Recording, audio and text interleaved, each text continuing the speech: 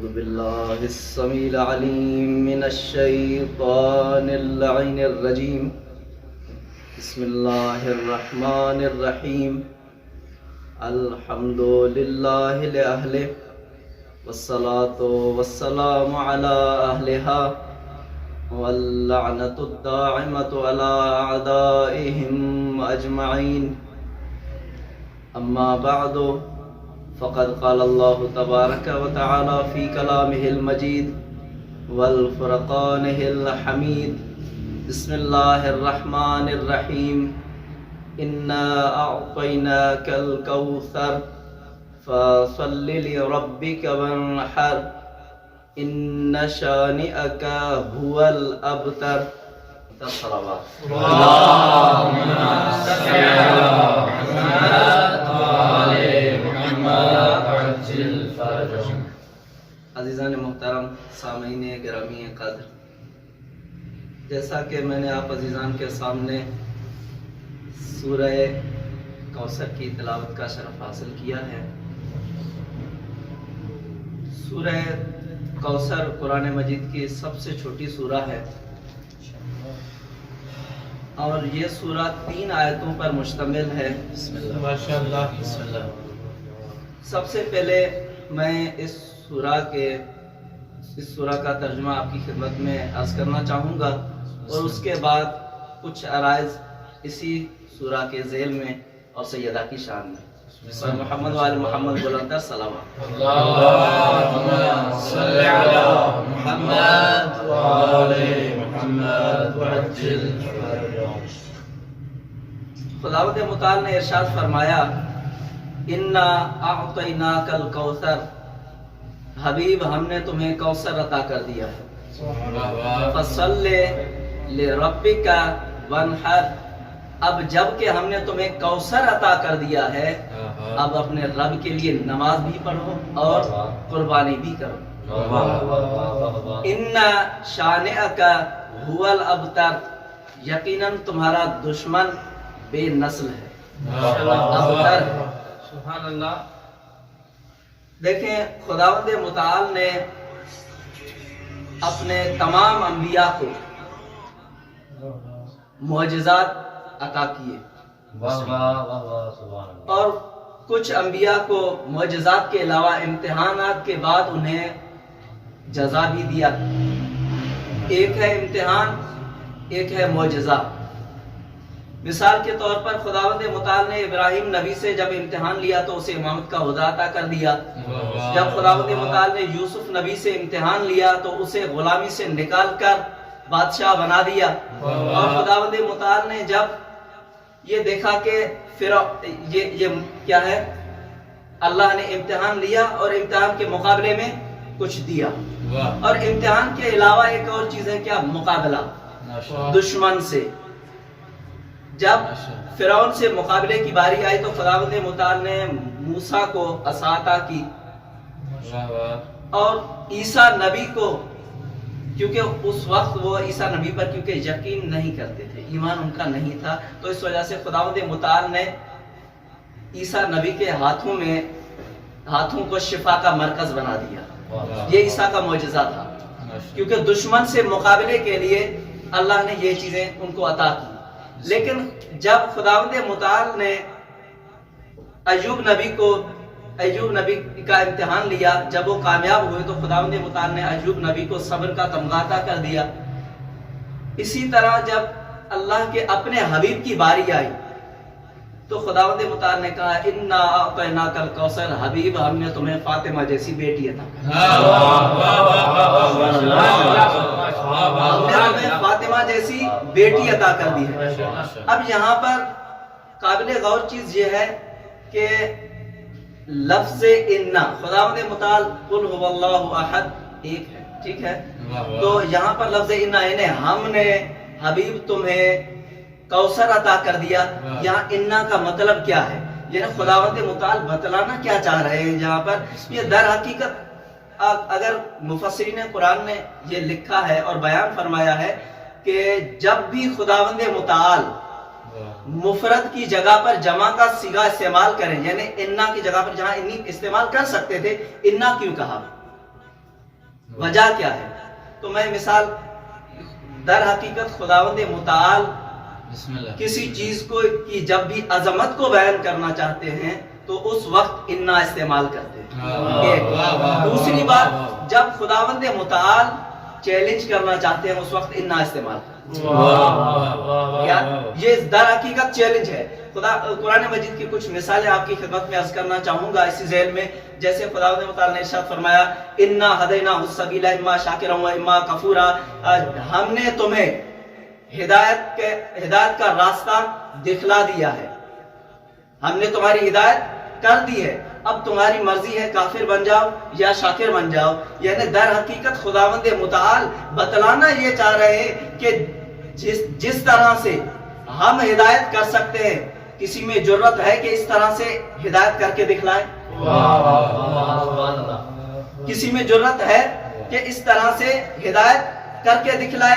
پھر دوسری آیت خداوند متعال نے ارشاد فرمایا انا نحن نزلنا الذکر وانا لہ لحافظون، اس ذکر کو ہم نے نازل کیا ہے اور ہم ہی اس کی محافظت کریں گے۔ اب جس ذکر کا ہم محافظت کریں، کسی میں جرت ہے کہ اس ذکر میں رد و بدل کر کے دکھلائے؟ یا دوسری آیت کہ خداوند متعال نے ارشاد فرمایا کہ انا ارسلناک شاہدا و مبشرا و نذیرا، حبیب ہم نے تمہیں شاہد بنا کر، نذیر بنا کر، بشیر بنا کر بھیجا۔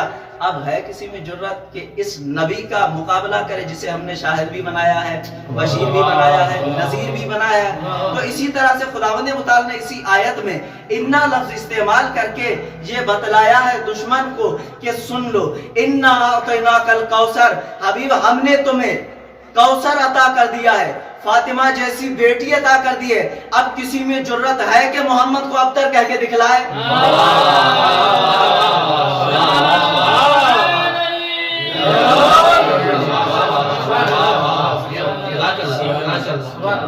حبیب اب جب کہ ہم نے تمہیں فاطمہ جیسی بیٹی عطا کی ہے، فصلی لربک، اپنے رب کے لیے نماز ادا کریں اور ونہر اور قربانی کریں۔ یہ قربانی بھی عظیم قربانی ہے، عام گائے بھینس بکری کی نہیں، ونہر کا لفظ استعمال ہوا ہے، یعنی اونٹنی کی قربانی کریں، نہر، ٹھیک ہے؟ بسم اللہ۔ اب یہاں پر مفسرین کا ایک بحث ہے کہ کوثر سے مراد کیا ہے؟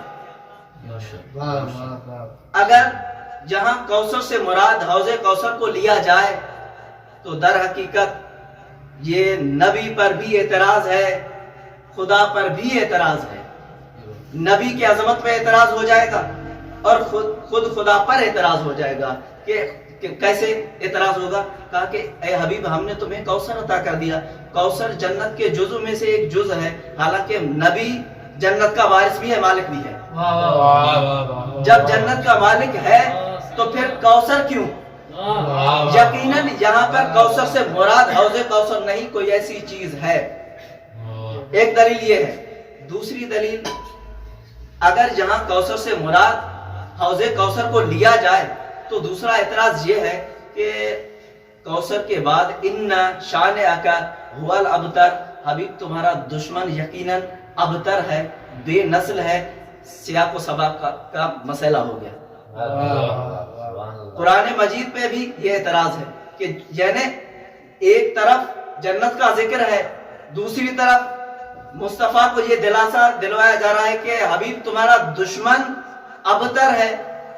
بات سمجھ سے باہر ہو گئی نا؟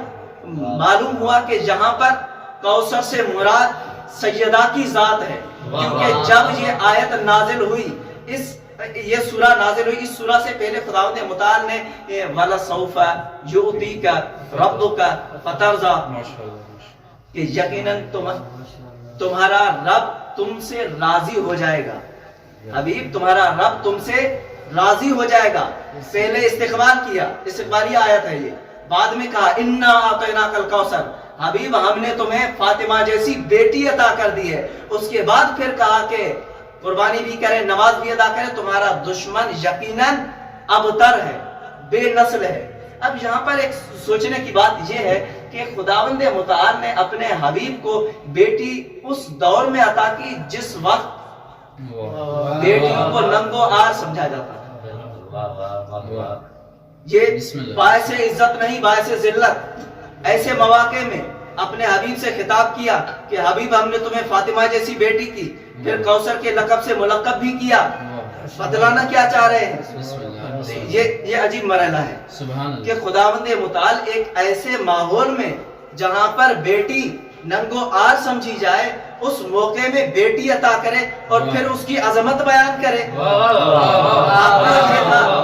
حق تو یہ تھا کہ بیٹا عطا کرتا یوسف جیسا حسین، یوسف جیسا بیٹا نہیں، فاطمہ جیسی بیٹی عطا کی، اور مقابلہ اور دشمن کو یہ بتلایا کہ ہم فاطمہ جیسی بیٹی عطا کر کے محمد کے نسل کو قیامت تک باقی رکھ سکتے ہیں۔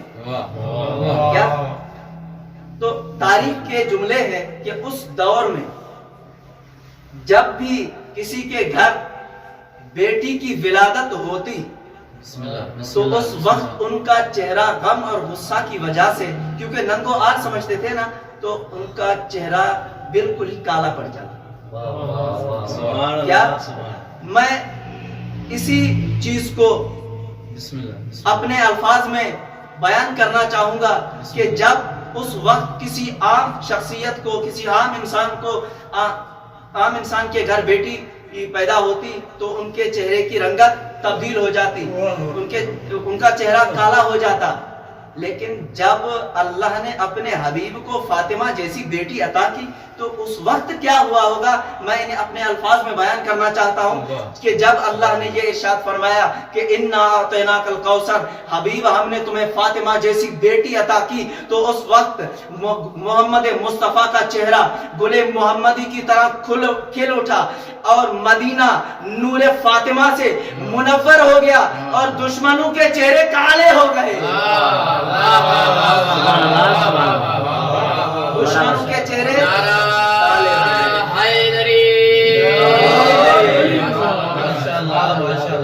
یہ ہے فاطمہ۔ کہ در حقیقت میں کہنا یہ چاہ رہا ہوں کہ اس دور کا کوئی شخص ہو یا اس دور کا کوئی شخص ہو یا قیامت تک آنے والا کوئی شخص ہو، جو بھی فاطمہ کا دشمن ہوگا اور کچھ ہو نہ ہو منہ کالا ضرور ہوتا ہے۔